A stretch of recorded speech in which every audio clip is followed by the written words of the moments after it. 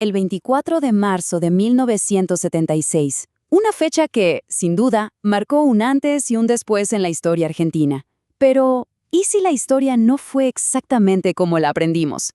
Hoy, basándonos en documentos y crónicas de la época, vamos a explorar una narrativa muy distinta, una que sugiere que los hechos se dieron de otra manera. A ver, tenemos dos versiones que chocan de frente. Por un lado, la historia oficial, un golpe de estado militar, sorpresivo, violento, y por el otro, la tesis que vamos a analizar, un autogolpe, una salida pactada y planeada por la mismísima presidenta Isabel Perón. El contraste es brutal. Y claro, esto nos obliga a preguntarnos algo fundamental. ¿De dónde sale una afirmación tan fuerte? ¿En qué se basa? Bueno, según las fuentes que estamos revisando, la evidencia está en una cadena de eventos, de declaraciones y de documentos que se sucedieron durante los 90 días justo antes del golpe. Vamos a verlos uno por uno.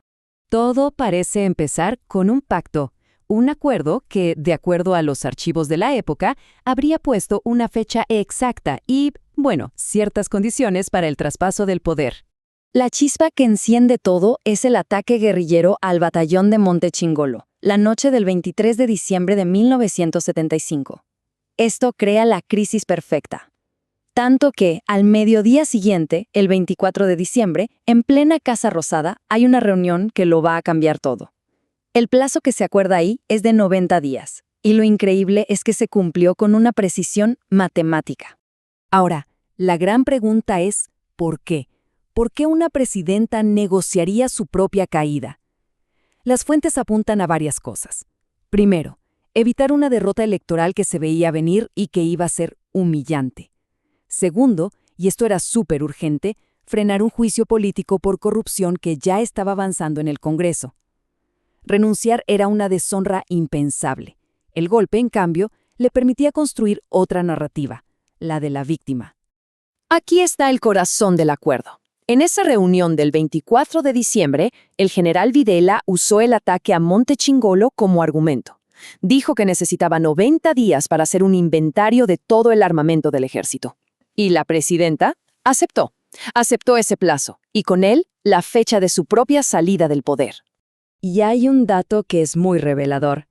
Ese mismísimo día, todo su gabinete le presentó la renuncia en masa. ¿Y qué hizo ella? La rechazó con una frase lapidaria: si caemos, caemos juntos. Esto se interpreta no como un acto de aguante, sino más bien como una jugada para mantener toda la estructura del gobierno funcionando hasta la fecha que ya estaba pactada para la entrega. Muy bien, pero ¿cómo se llevó a cabo ese pacto en la práctica? Porque no fue una espera de brazos cruzados, para nada. Las fuentes lo describen como una entrega del poder del Estado, pero en cuotas. Apenas unas horas después de esa reunión secreta, Videla se va a Tucumán y da la primera señal pública. Anuncia que el ejército desembarca en la política. Para los que sabían leer la situación en ese momento, fue una clarinada, un aviso de que las reglas de juego, bueno, ya no eran las mismas. Y esa entrega fue paso a paso, como dijimos. En febrero, la inteligencia del Estado, la CIDE, pasa a control militar. Después, las policías de las provincias quedan bajo el mando del ejército. La propia Isabel Perón da la orden de clausurar el Congreso, lo que la blindaba del juicio político. Y hasta su ministro de Economía, Emilio Mondelli, se juntaba con Videla y le presentaba informes, como si ya fuera el presidente. Y para que se entienda la urgencia que tenía Isabel, este punto es crucial. El juicio político estaba centrado en el caso del cheque solidario. Se hablaba de un presunto desvío de fondos de una cruzada solidaria a su cuenta personal. Así que cerrar el Congreso y pactar el golpe era, en los hechos, la única salida que tenía para frenar esa investigación. Pero esta operación, según se lee en los documentos, no fue un asunto de dos personas. No, hubo otros actores, otros personajes clave que jugaron un papel importantísimo tanto en la negociación como en la ejecución del plan. Más allá de Videla, las fuentes apuntan a una figura que habría sido todavía más central: el almirante Emilio Massera. Los documentos no lo pintan solo como un participante, sino como el verdadero cerebro detrás de toda la movida. Massera, al parecer, tenía su propio proyecto político. Era miembro de la logia masónica P2, lo que le daba una influencia enorme. Además, tenía una relación de confianza personal con Isabel, que de hecho lo consideraba un gran amigo. Fue él quien, supuestamente, impuso la desaparición forzada como el método represivo principal y quien se encargó de negociar con los líderes políticos para que la transición fuera suave, sin sobresaltos. Y acá es donde entra otro actor que fue fundamental, la cúpula sindical. Según los registros de la época, no es que solo sabían lo que iba a pasar, sino que habrían sido cómplices directos del acuerdo. La prueba que se presenta como la más contundente de esta complicidad es un hecho muy concreto. El poderoso líder de las 62 organizaciones, Lorenzo Miguel, viaja personalmente a la Patagonia antes del 24 de marzo. ¿A qué iba? Su misión era inspeccionar el Mesidor, la residencia de honor donde Isabel Perón iba a ser alojada después de su detención. O sea, estaba todo arreglado. Y así llegamos al 24 de marzo de 1976.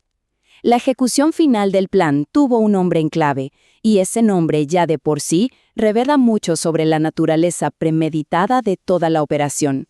Se llamó Operación Aries. ¿Y por qué Aries? Simple.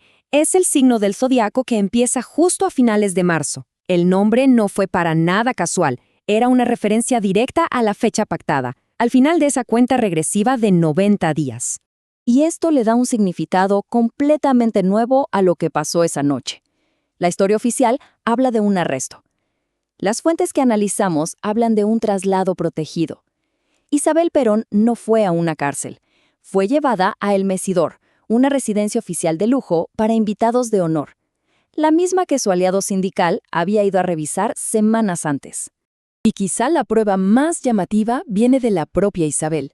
Un año después, en 1977, en una entrevista, ella declaró que no estaba presa por motivos políticos, sino por delitos de corrupción, y agregó que lo suyo no había sido un golpe de Estado tradicional.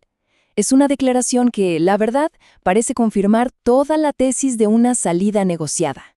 Entonces, el punto de fondo es este.